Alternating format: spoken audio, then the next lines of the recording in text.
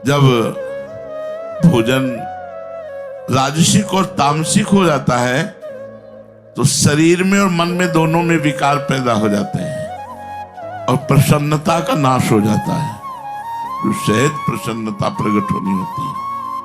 तो पहले भोजन को सुधारिए, सात्विक भोजन। बड़ा आनंद आता है जब 4 रोटी थोड़ा सा नमक लेकर के वैसे या थोड़ा सा दाल पा लीजिए, फिर आप देखिए शाम। पर वो पानी के लिए मन तैयार नहीं, उसको 14 सब्जी चाहिए, नाना प्रकार की सामग्री चाहिए।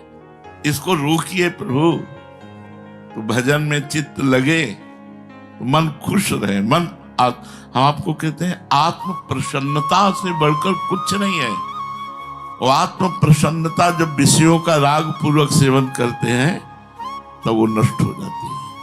और आंतों का एक थैला है, आप इसको बढ़ाते चले जाओ बढ़ती चली जाएगी, घटाते चले जाओ घटती चली जाएगी। एक लिमिट से आप भोजन पाओ तो एक लिमिट से अनलिमिट पाओ अनलिमिट, जैसा अभ्यास जैसा करोगे। तो साधक को गुरुपाक भोजन से बचना चाहिए, गरिष्ठ भोजन जो बहुत देर में पचने वाला हो, और बलवान भोजन से बचना चाहिए।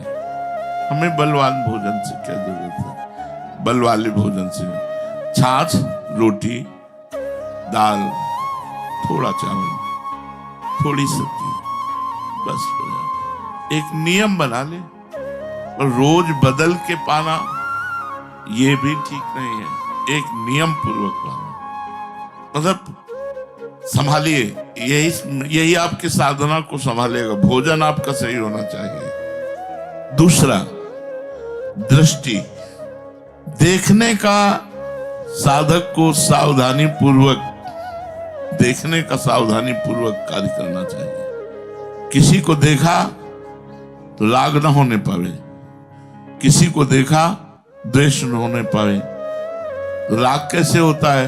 गुण देखने पर, और द्वेष कैसे होता है? दोष देखने पर।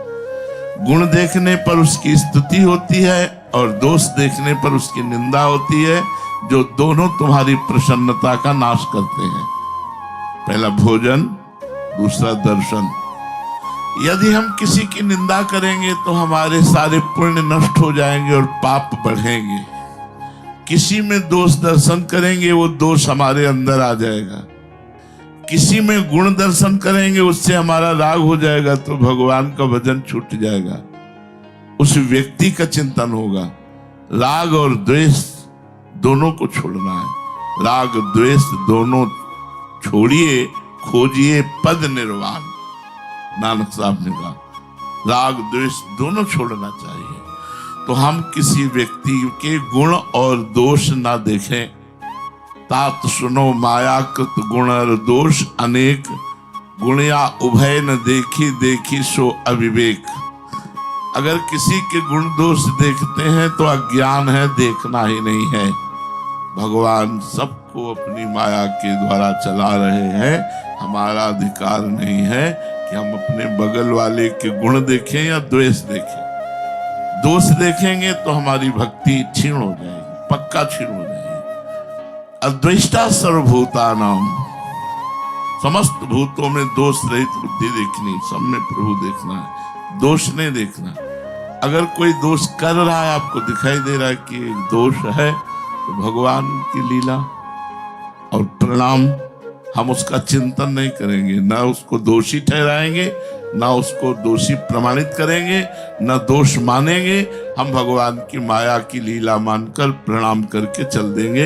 हम उसके विषय में ना चिंतन करेंगे, ना बोलेंगे, ना उसकी निंदा करेंगे। निंदा भी नहीं करेंगे। बोले हम देख रहे हैं दोष, फिर भी निंदा नहीं, वो नहीं करना है, परमार्थ है।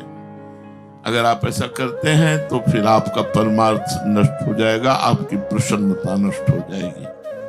तीसरा है जबान में 2 बातें हैं, एक है स्वाद और दूसरा बोलना। व्यर्थ बोलना, कटु भाषण बोलना, असत्य बोलना, अहितकर बोलना। ये भाषण अगर ऐसा बोलेंगे तो आप खुश नहीं रहेंगे। आपको खुश रहने के उपाय बताए जाते हैं। पहला भोजन सुधारो, दूसरा नेत्र सुधारो, तीसरा अपनी जबान सुधारो। बोलना, वाणी में दरिद्रता क्या, कितना अच्छा अच्छा बोला जा सकता है। बचने का दरिद्रता, इसमें कोई पैसा तो लगता नहीं, बहुत प्यार से बोलो, बहुत मृदु बोलो, बहुत हितकर बोलो, बहुत सोच विचार कर, संभाल कर, सजा कर शब्द बोलो, सामने वाले को खुश कर दो, आप खुश हो गए। अगर आपने ऐसे कटवचन बोले, व्यर्थ भाषण बोले, गंदी बात बोले, निंदा वाली बात बोले, अहितकर वाली बात बोले, तो आप खुश नहीं रहोगे, आपका हृदय जलने लगेगा। उसके फलस्वरूप आपकी प्रसन्नता का नाश हो जाएगा। चौथी बात, घर परिवार के सदस्यों से ममता नहीं करनी, नहीं खुश कभी नहीं रह सकते। कितनी कठिन बात है, हर बात कठिन है खुश रहने के लिए, तभी उल्टा चाल चलता है मन। बोले घर परिवार में सब भरपूर है, सबसे प्यार है, सबसे मिल रहे, ममता है, बोले खुश नहीं रह पाओगे। बोले अखंड खुश रहने के लिए ममता रहित प्यार करो, क्योंकि कब कौन घटना घट जाए, कब कौन बिछुड़ जाए, कब कौन पधार जाए, कब कौन सी लीला भगवान की मृत्यु लोकमयी लीला है। इसलिए सबसे तटस्थ भूमिका, सेवा सबकी, ममता किसी से नहीं। सबकी ममता ताग बटोरी, मम पद मनहि बांध बटोरी। न घर में न परिवार में ममता।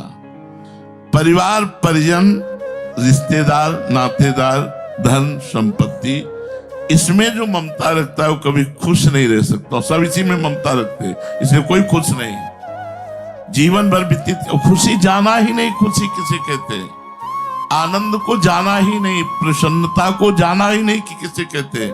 भागवती अखंड प्रसन्नता, जैसे खुशी मिली श्रीवास जी को महाप्रभु चैतन्य देव के संग के प्रभाव से, उन्हें खुशी मिली।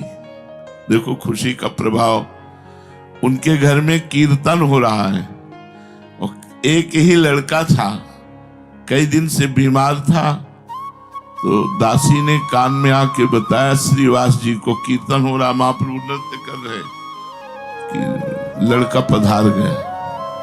तो कीर्तन करते करते एकांत हुए, दासी से कहा कि दोबारा यहाँ अगर आई और महाप्रभु के कीर्तन में अगर विघ्न पड़ा तो हम अपने प्राण त्याग देंगे। जोर जोर से करताल बजाकर उन्मत्त होकर हरे कृष्ण कृष्ण कृष्ण हरे। महाप्रभु तो साक्षात स्वयं प्रभु है, रुक गए और कहा कीर्तन में भाव नहीं बैठ रहा है, कुछ हो गया क्या, ऐसा कुछ हुआ है क्या जिससे हमारा भाव इस समय बढ़ नहीं रहा। तो किसी ने कहा कि श्रीवास जी का पुत्र पधार गया है। श्रीवास जी की तरफ देखा तो बहुत प्रसन्नता और करताल। महाप्रभु ने रोका, कहा श्रीवास तुमने बताया नहीं। बोले क्या? बोले आपका पुत्र पधार गया। बोले प्रभु मेरा तो था ही नहीं, तो आपका ही था। और इतना सुअवसर सौभाग्य तो किसी किसी को मिलता है, उसके प्राण निकल रहे हैं और आप कीर्तन कर रहे हैं प्रभु, इससे बड़ी खुशी की बात क्या हो सकती है। इसलिए मुझे तो खुशी अमान ही रही है, इतना आनंद आ रहा है कि वो जीव धन्य हो गया जो मेरा पुत्र बनकर आया था, क्योंकि आप महाप्रभु स्वयं नृत्य करते हुए भगवान नाम कीर्तन कर रहे हैं और वो शरीर छोड़ रहा। ये खुशी, इसे कहते खुशी। नरसिंह मेहता जी का चरित्र पढ़ के देख लेना, पुत्र मरा तो उठाया मंजीरा और नाचना शुरू किया। बोले भला किया गोविंद ने, है भला किया गोविंद ने, खूब नाच। ये है खुशी। हरिराम व्यास जी की बेटी का ब्याह है, बारात के लिए सुंदर सुंदर भोग बने हुए हैं, सब संतों को अमनिया बांट रहे हैं। ये है खुशी है। ये चिंता नहीं कि बारातियों को अगर नहीं मिलेगा तो बेइज्जती हो जाएगी। वो ये सोच रहे कितने अच्छे पदार्थ तो ठाकुर को भोग लगाएंगे, वैष्णव जन पाएंगे, नाम कीर्तन